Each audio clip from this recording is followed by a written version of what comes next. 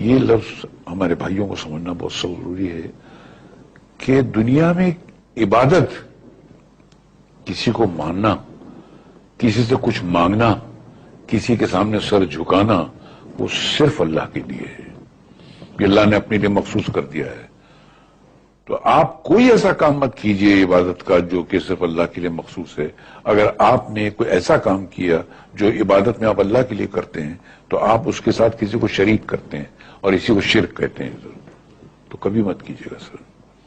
कोई कितना भी बड़ा हो कि अल्लाह के सिवा कोई किसी से कुछ मांग ही नहीं सकता है, किसी की इबादत कर ही नहीं सकता है। कि दुनिया में इस पूरे आपकी जिंदगी में कोई इबादत के लायक है ही नहीं। कोई बादशाह हो, कोई भी कैसा भी हो, पैगंबर हो, रसूल हो, कुछ भी हो, वो इबादत के लायक है ही नहीं, सिर्फ अल्लाह। ये मखसूस है अल्लाह के लिए। और अगर किसी ने भूल से किसी से मांग लिया, किसी की दर बारगाह में जाकर कुछ मांग लिया, तो उसने उस काम में, इबादत के डिपार्टमेंट में उसको अल्लाह का शरीक कर दिया सर, तो फिर अल्लाह नहीं बख्शेगा। और सबसे अहम किताब हिंदू धर्म में है वेद। जब हम वेद पढ़ते हैं, यजुर्वेद में लिखा हुआ है,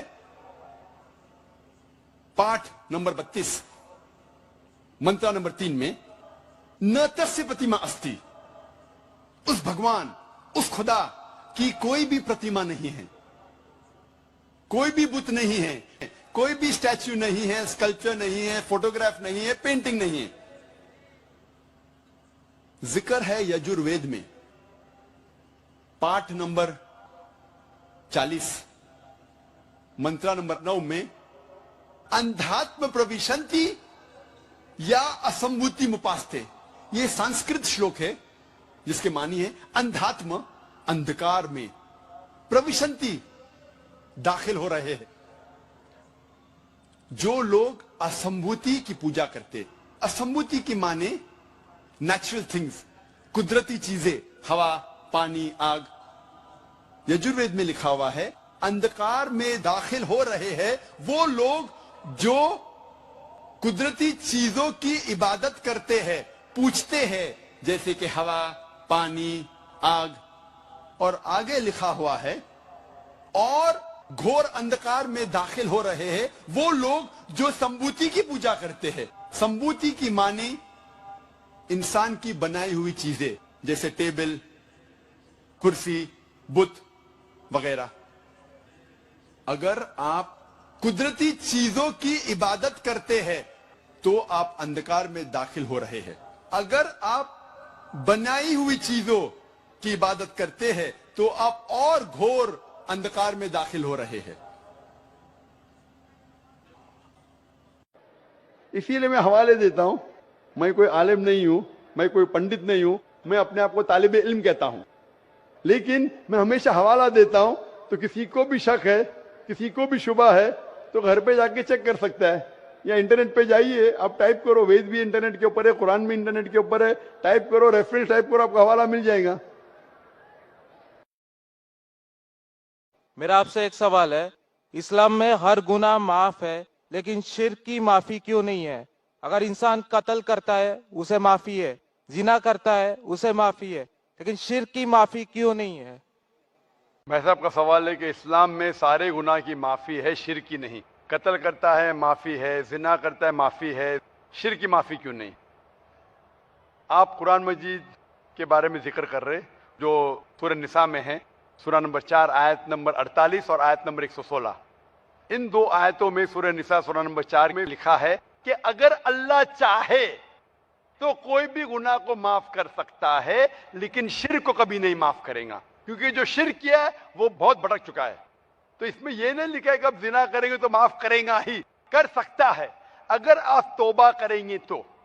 अगर आप तौबा करते कि मैंने जिना किया हूं, मैंने कत्ल किया हूं, मुझे माफ कर दे और इंशाअल्लाह मैं आइंदा नहीं करूंगा, तो अल्लाह माफ करेगा। उसी तरीके से शिर्क भी, अगर आप शिर्क करते हैं और अल्लाह से माफी मांगते हैं कि मैं अगली बार शिर्क नहीं करूंगा, तो अल्लाह शिर्क को भी माफ कर सकता है। लेकिन शिर्क की हालत में मरेंगे तो माफी नहीं है। आप मुशरिक जैसा मरेंगे, शिर्क करते हुए मरेंगे तो माफी नहीं। अगर आपने शिर्क किया, लाइक आज आप देख रहे हैं, कल भी परसों भी कितने गैर मुस्लिम बुत परस्ती करते थे, शिर्क करते थे, मूर्ति पूजा करते थे, अभी मुस्लिम बन गए। अल्लाह ताला बेशक माफ करेगा। और जिस दिन आप इस्लाम कबूल किए, आपके पिछले गुनाह सारे माफ, आपका स्लेट क्लीन। मैं माशाल्लाह अभी 46 साल का हूं, अच्छे काम करता हूं, इंसान हूं, गलतियां भी करता हूं। आप अगर इस्लाम कबूल करे, आपका स्लेट क्लीन। मेरे तो स्लेट में तो काफी चीज ऊपर नीचे है। अगर आप इस्लाम कबूल करें तो अल्लाह के रसूल फरमाते आपके सारे गुनाह माफ, स्लेट इज क्लीन। तो आप एक साफ सुथरे मुसलमान बनते, इसके बाद हिसाब किताब शुरू होगा। मैं पूछना चाहता हूं, आप मूर्ति पूजा में मानते भाई साहब?